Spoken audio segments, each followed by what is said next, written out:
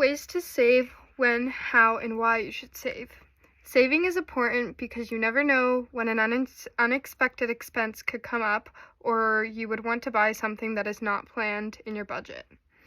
Save in an account at the bank, and by saving in an account at the bank, you collect interest because they use your money, and then you would get interest for that going forward when you go to pull your money. You can save at home. In the bank, you can make automatic weekly deposits directed from your paycheck. Your employer may offer a dollar match your 401k saving plan. You can contribute to where they match every dollar you save up to a certain percent. You could save by being thrifty with your budget and anything that's left over when everything is paid and deposited into your savings account. You can save change in a jar and deposit it each month or when your jar is full. Now that you understand saving, we're going to move on to budget description. A budget is figuring out your monthly income. Then you have to take all of your monthly spending expenses. That could include rent, utilities, car payments, insurance, food, entertainment, gas, and schooling. Once you determine your income and expenses, you budget to put away each week so that you can pay expenses when they are due or as needed. Moving on to ways to perform financial transactions electronically. You can set up your bank account online so that you can transfer and pay money out as needed. Through Our Bank Members First, you are able to do direct deposit online, so you can just take a picture of your check and it would be directly deposited onto your debit card or your credit card, depending on where you move the money to. Set up auto bill pay for any institution that has paperless billing. Credit. Some advantages are to buy now and pay later. If you do not have cash available, you can use this option. Some disadvantages are you can overextend yourself and acquire large interest payments and never pay much on principal. Creditworthiness is how a potential lender determines whether or not you can or will pay back on a loan. Credit score is points earned for paying lenders on time, keeping debt to earnings ratio as low as possible. Writing a check. You have to fill in the date, and then you have to write who it is written to, the amount of dollars and cents, write out the amount to match the $100, a signature, and then the memo can be to note of what the check is for. First, you start off by writing the date.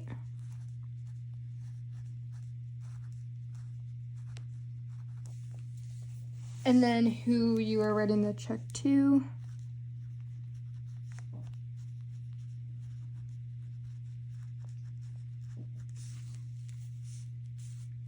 And then the amount.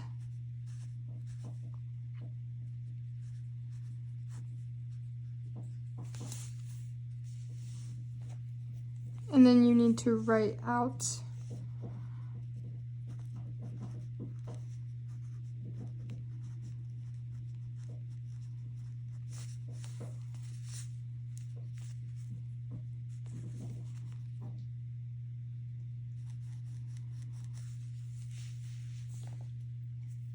and then you can write what it's for.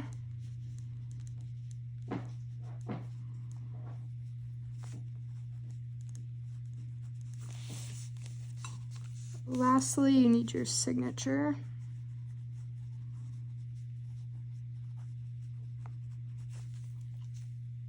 Then you need to record the transaction in your transaction register. So you're going to have to write the check number, the date, who the check is written to, and the amount. You keep a running total in your register. Subtracting checks, adding deposits, running totals are listed on the balance line of the register. How to use a transaction register.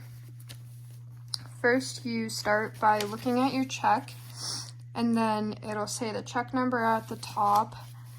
You write the check number right here.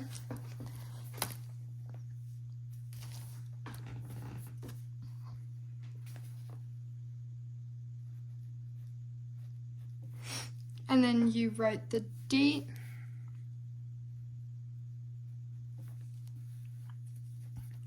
You write transaction description.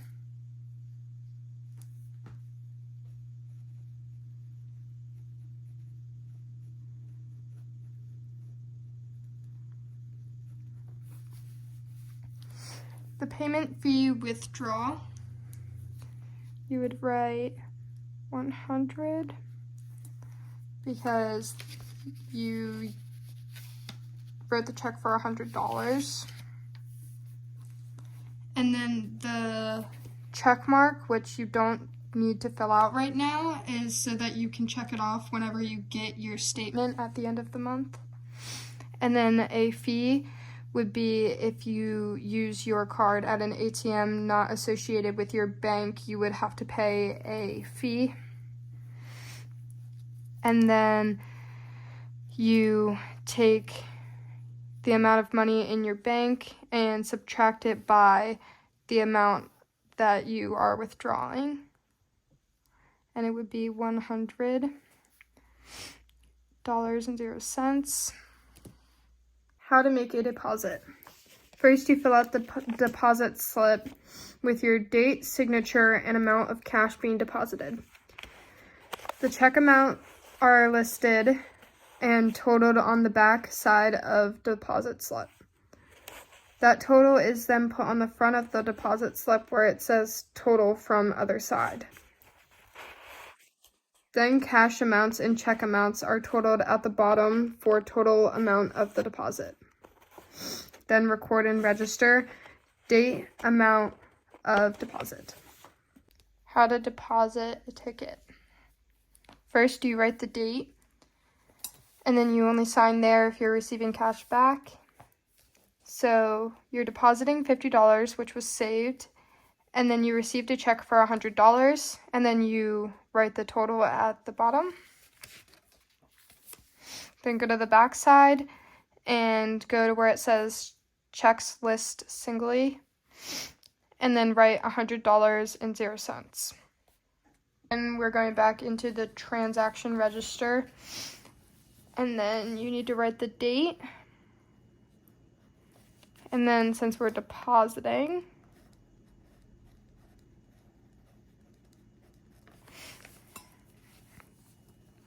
and then since the total was 150, you would write 150.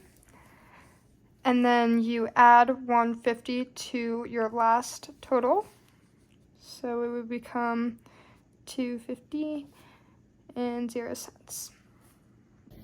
When you receive the monthly statement, review checks that are cleared and check it off in your register. Make sure deposits are listed correctly. Add up any outstanding checks and subtract from your register total. And the register and statement should match. To reconcile your bank account, you need to go under withdrawals for the ones that you've withdrawn. And you put a check mark on the one that matches, and then you would do the same in your register. And then under deposits, you want to find the one that matches, put a check, and then a check.